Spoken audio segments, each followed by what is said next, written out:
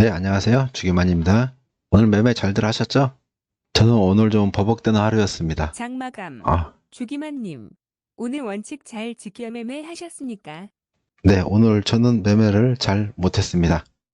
네, 장이 마감된 건 마감된 거고요. 지난 시간에 이동평균선에 대해 얼마나 알고 있나 테스트 문항을 만들어 봤고요. 이번 시간은 이동평균선에서 매수 타점이 될 만한 곳, 그리고 매도 타점이 될 만한 곳, 네, 그런 곳들을 한 번씩 짚어보겠습니다. 그럼 시작하겠습니다. 첫 번째 자리는 자, 이 구간에서 관심 종목에 편입을 합니다. 캔들이 22평을 돌파를 했을 때, 자, 이때 관심 종목에 두시고 쭉 지켜보게 됩니다. 쭉 지켜보다가 이 22동 평균선을 상승으로 돌리는 캔들이 나오게 됩니다. 자, 지금 이 구간은 지금 횡보죠. 이 구간은 횡보인데 이 캔들 하나가 이 22동 평균선을 상승으로 끌어올리게 되는 거죠. 자, 이게 첫 번째 매수 타이밍입니다. 이 구간이 첫 번째 매수 타이밍이 되고, 자, 이곳에 일단 체크를 하나 해놓을게요.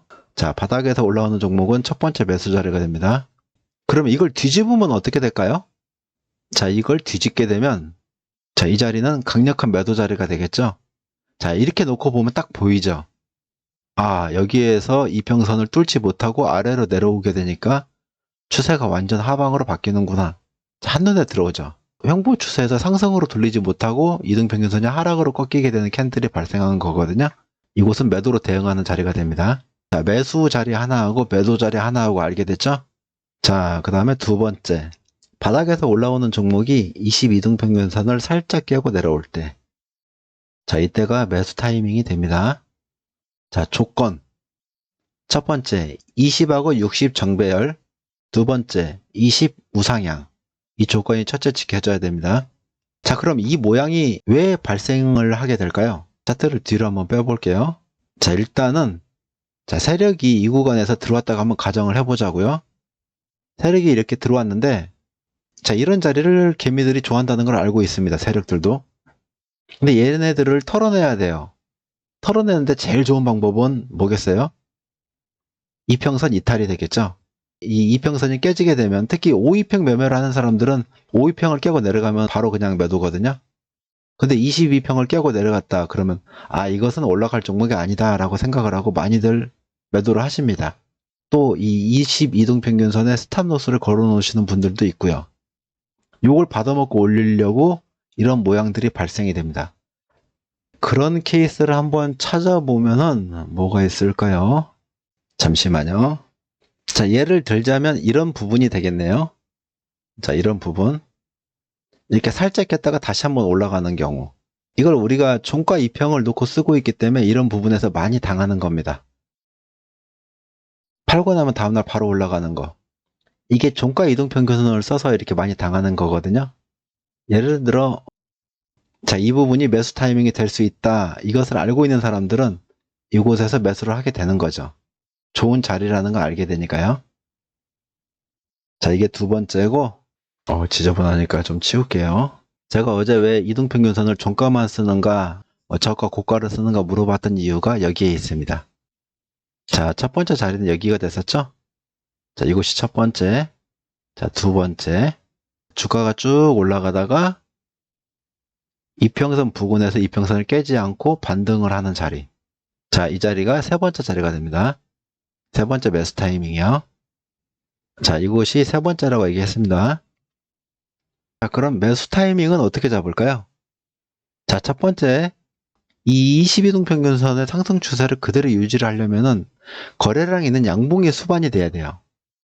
이 주가가 지지를 하고 반등을 하는 초기에 매수를 하는 겁니다. 아침부터 거래량이 실리는 캔들이겠죠. 자, 여기가 세 번째 자리가 됩니다. 그 다음에 네 번째, 이 주가가 상승 중일 때도 그렇고 횡보 중일 때도 그렇고 갑자기 이렇게 급락이 나오는 경우가 있습니다. 네 번째 자리는 자, 이런 자리입니다. 이 이동평균선이 상승이나 횡보 때 낙폭 과대로 많이 떨어지는 종목들이 있어요. 그럴 때가 매수 타이밍이 된다는 얘기고요. 요거의 반대는 뭘까요? 자, 이곳은 매도 타이밍이 되는 겁니다. 이동평균선과 이격이 멀어졌을 때. 둘 다 공통점은 그거죠. 얘는 위로 멀어지고 얘는 아래로 멀어지고 캔들은 이등평균선으로 회귀한다. 자, 이런 말이 있죠. 자, 그 부분을 생각하시면 됩니다. 캔들은 항상 이등평균선 쪽으로 움직이려는 성질을 가지고 있습니다. 자, 이렇게 지금 상승의 네 가지를 알아봤죠. 자, 바닥에서 첫 번째 이평선을 돌리는 자리. 자, 이곳 첫 번째라고 얘기했고요. 두 번째, 주가가 올라가다가 이등평균선을 살짝 깨는 자리. 자, 여기가 두 번째입니다. 자, 세 번째, 주가가 쭉 상승을 하다가 이등평균선을 깨지 않고 지지를 한 다음에 다시 한번 상승이 나올 때. 자, 여기가 세 번째가 되겠고요. 쭉 주가가 올라오다가 이등평균선을 깨고 내려갔는데 너무 급하게 내려가는 거, 낙폭과대요. 훅 빠진 것들은 다시 이등평균선으로 붙고 싶어하는 성질이 있기 때문에 이곳이 매수 타이밍이 되는 겁니다. 자, 이게 네 번째.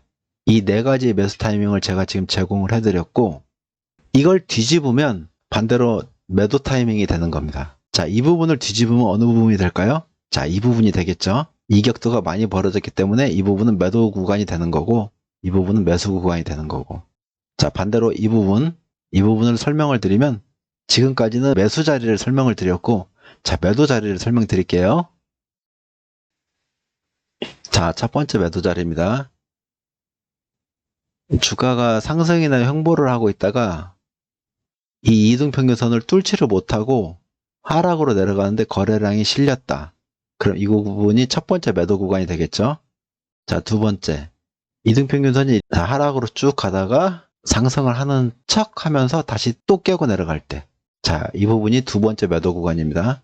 여기서는 이등평균선을 살짝 뚫었고, 자, 세 번째, 쭉 하락을 하다가 이등평균선을 만났는데 뚫지 못하고 다시 또 내려갈 때. 자, 이게 세 번째 매도 구간이요. 네 번째, 하락이나 횡보 중인데 갑자기 캔들이 뚫고 너무 급격히 올라갔을 때. 자, 여기가 매도 조건이 됩니다. 자, 이게 네 번째 조건입니다. 자, 매도 조건 어렵지 않죠? 자, 다시 한번 설명드릴게요. 자, 첫 번째, 이 횡보 국면에서 주가가 상승으로 가지를 못하고 하향 돌파를 하게 되면 이게 첫 번째 매도 자리입니다. 자, 그리고 두 번째, 주가가 하락을 하다가 이등평균선을 골드를 내고 올라갔어요. 근데 이등평균선이 계속 하락 중일 때, 자, 이곳은 다시 한번 매도가 되겠죠? 자, 세 번째, 주가가 계속 하락 중에 이등평균선 쪽으로 캔들이 붙었는데 이등평균선을 돌파 못할 때, 자, 이게 세 번째가 되겠고요. 네 번째는 주가가 횡보 국면에서 이등평균선과 이격도가 많이 벌어질 때, 여기가 네 번째 신호. 두 번째하고 세 번째 같은 경우는 이런 종목들이 물려있을 때 물타기에서 나오는 자리입니다. 자, 이걸 원위치를 하게 되면은 이 자리는 매수 자리가 되는 거고요. 자, 어렵지 않죠? 지금 매수할 수 있는 구간 네 군데, 매도할 수 있는 구간 네 군데, 이 8가지 위치를 설명드렸고요. 제가 얼마 전에 공개한 검색식이 있었죠. 단기 정배열, 그 검색식의 베이스가 여기 부근이나 여기 부근, 이 5, 20, 60이 단기 정배열이 되는 구간, 자, 이 구간이나 이런 구간, 자, 이 구간은 이제 찾아주는 검색식이었고요. 자, 지금까지 자, 그랜빌의 8법칙을 설명드려 봤습니다. 원래 그랜빌의 8법칙은 이 200일인가 160일인가 그 이평선을 놓고서 매매를 하는 방법인데, 그걸 제가 20일 이등평균선에 한번 접목을 해봤습니다.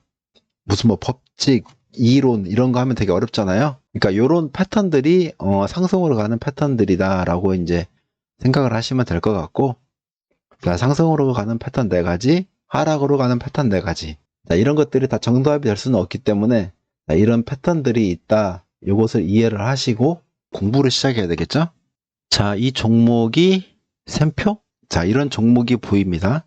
자, 이런 종목 같은 경우는 어떻게 움직여야 내가 매수를 할 수 있겠다. 이제 어느 정도 감이 좀 잡히시죠? 자, 우리가 이런 패턴들을 여러 가지를 알고 있게 되면 이 검색식이라는 거가 필요가 없습니다. 이 전일 대비 등락률 상위 열어놓고 종목 한 번씩만 클릭해 보면 내가 원하는 이평선 배열, 그 다음에 캔들 위치, 요것만 보게 되면 종목을 쉽게 찾을 수가 있거든요. 지금 종목들이 잘 안 나타나죠? 예쁜 종목이 거의 안 보입니다. 자, 예를 들어서 이런 종목이다. 매수를 하려면은 어떻게 해야 될까요? 상승으로 가려면 최소한 자, 이런 모양들을 만들어줘야 되고 이동평균선들을 이런 식으로 돌려줘야 되니까 이 기간이 벌써 얼마가 걸릴까요? 자, 한 달 이상은 걸려야 된다는 얘기죠. 자, 이런 식으로 이제 분석을 하는 겁니다. 자, 이런 종목 같은 경우는 자, 낙폭 과대로 생각을 하시면 되겠죠. 이렇게 패턴을 몇 가지를 알고 있으면 이 자리가 매수 타점이 될 수 있겠다. 이것을 조금 더 빨리 판단을 하는 거죠.